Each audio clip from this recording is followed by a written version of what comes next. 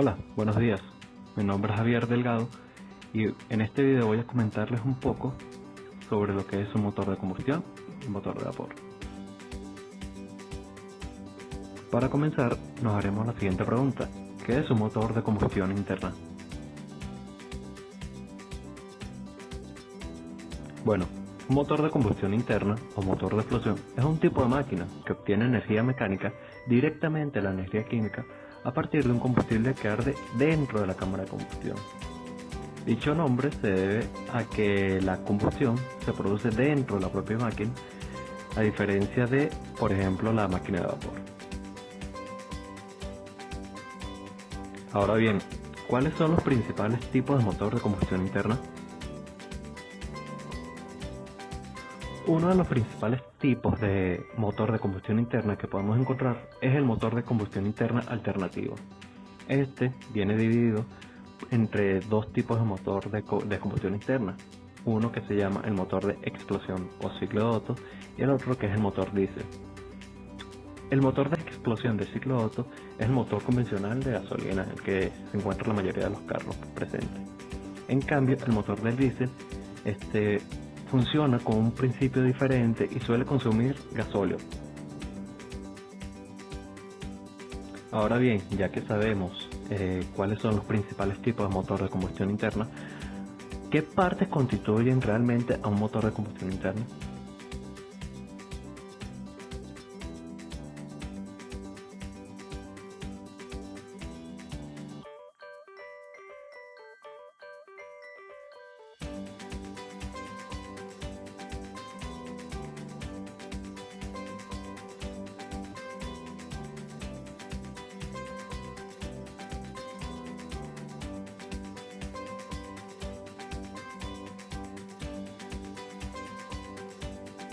Existen cuatro partes fundamentales para que un motor de combustión interna logre su función, y estas son las válvulas, que es la pieza donde se encarga de realizar los procesos de admisión y escape; la cámara de combustión, donde se realizará la combustión interna, donde existe realmente la transformación de la energía química.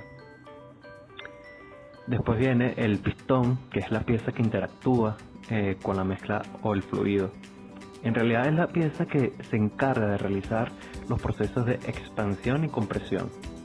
Y por último, el cigüeñal, que es la pieza que consiste en un eje con varios codos, que en cada uno de los cuales se ajusta a una biela y está destinada a transformar los movimientos rectilíneos de los pistones en rotativo o viceversa.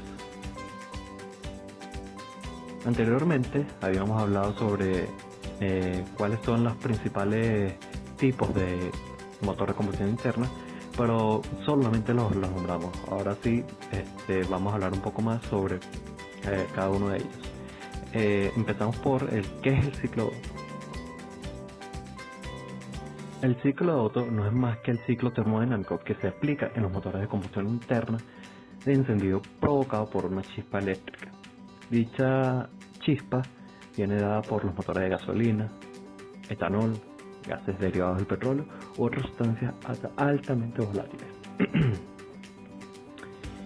A su vez, existen dos tipos de motores que se rigen por este ciclo, que son los motores de 4 tiempos y los motores de 2 tiempos. Entonces, ¿cómo es el motor de combustión de 4 tiempos?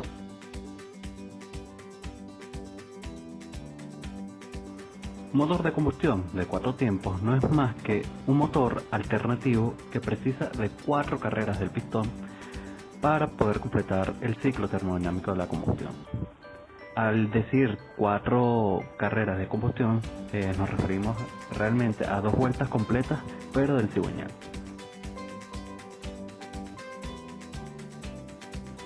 Para poder observar el ciclo idealizado se procedió a analizar el siguiente gráfico, el cual se denotan todos los pasos el cual ocurren en el ciclo. Como primer paso tenemos que se pasa, valga la redundancia, del estado 1 al estado 2, donde existe una compresión adiabática, el cual se comprime el pistón y el combustible. Para el paso 2 se pasa del estado 2 al estado 3 con una absorción instantánea de calor a volumen constante, es decir, un proceso isocórico el cual se produce la explosión. Para el paso 3 existe una expansión adiabática, el cual se produce debido a la expansión del pistón y es donde realmente se produce el trabajo. Y por último, existe una extracción instantánea de calor a volumen constante, o sea, otra vez un proceso isocórico, el cual se produce la explosión de los gases y se prepara para la entrada del aire limpio.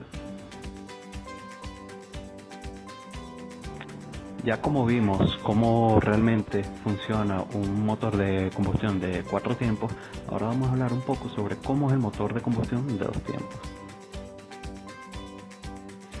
El motor de 2 tiempos, también denominado motor de ciclos, es un motor de combustión interna que realiza las 4 etapas del ciclo termodinámico, pero no tiene las válvulas para realizar las diferentes etapas, que son la admisión, compresión, combustión y escape. Estos movimientos son movimientos lineales del pistón, es decir, una vuelta del cigüeñal, y lo realiza mediante cortes en las paredes de los cilindros denominados comúnmente como lumbreras.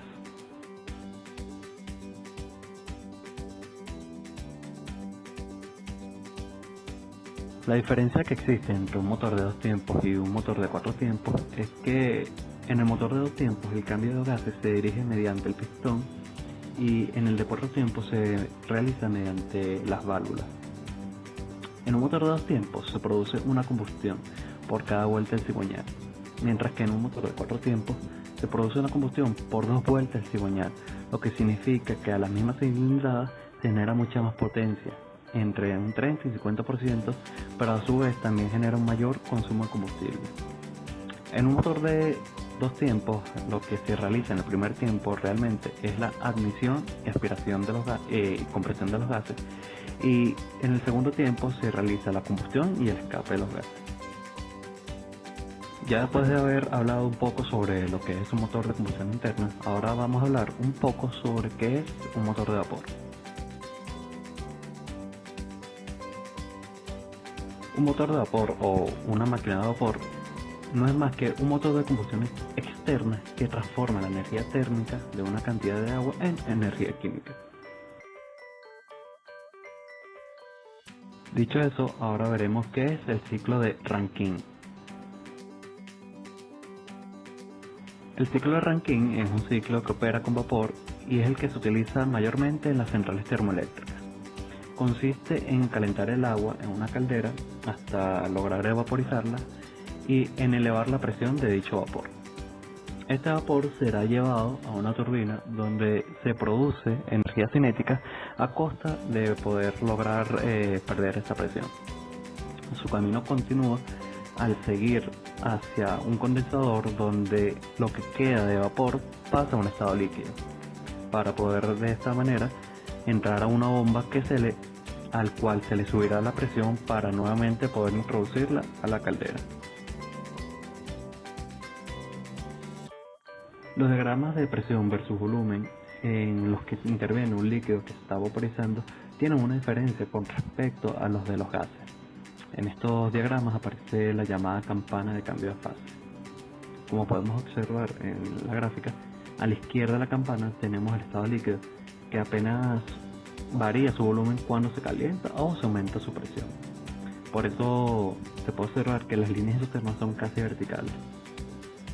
En cambio, a la derecha de la campana tenemos el estado de vapor, el cual se comporta prácticamente como un gas, por lo que las líneas isotermas son similares a los gases ideales. Y ya por último, en el interior de la campana, el líquido se está vaporizando y las líneas de temperatura permanecen constantes y prácticamente son horizontales, pues. El cual esto es debido a que, dada una presión y el calor que se le aporte al fluido, no se emplea en elevar la temperatura, sino en la evaporización.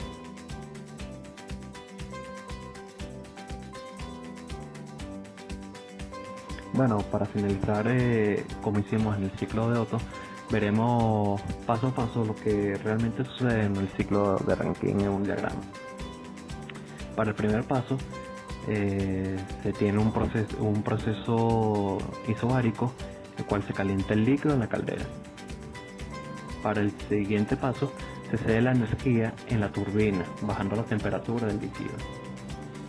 Ya para el paso 3, que se pasa del estado 3 al estado 4, se tiene un proceso isobárico en el cual el condensador se vuelve a licuar el líquido. Ya para el paso 4, se aumenta la presión introduciendo el líquido en el precalentador a través de la bomba, con un pequeño incremento de la temperatura del líquido. Y ya por último, en el paso 5, se empieza a aumentar la temperatura del líquido en el precalentador antes de ser introducido a la caldera.